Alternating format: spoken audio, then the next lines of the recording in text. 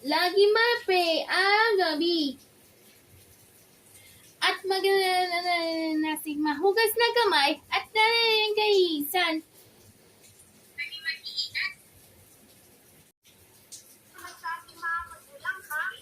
Magkalilimot ng manalangin araw at gabi. Manatiliin ang kalinisan at magaling maghugas ng mga kamay. At panatilihin ang kalinisan. Laging mag-iingat. Makita tayong mali online. Stay at home and stay safe, ha? Lalo na yung pag-ulan. Huwag po naman na pray at mahugas na kamay.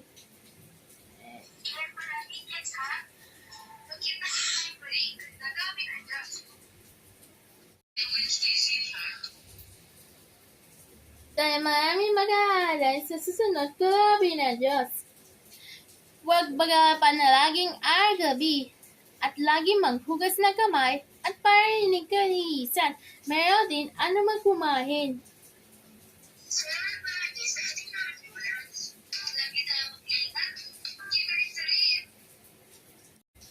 Stay at home and stay safe, ha? Lagi mag-pray at lagi mag-iingat. Till next time po, nagagabi ng Diyos. Kids, stay at home and stay safe, ha? Huwag kalimutang manalangin araw at gabi. Lagi sumunod sa ating magulang at lagi maghugas ng kamay. Pananating kahisan at lagi na kumain.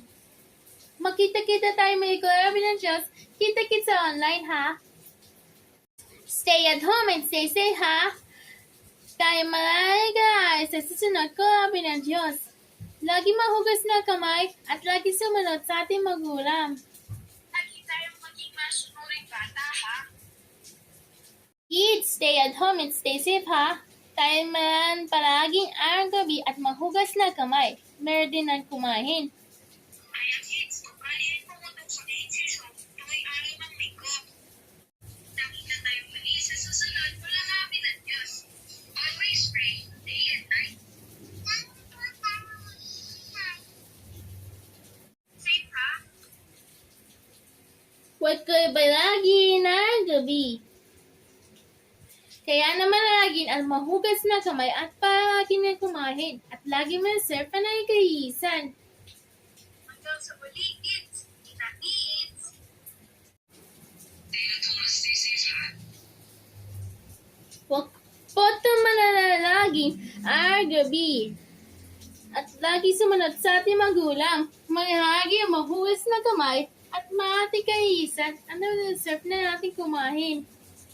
See you next time, ha? God willing.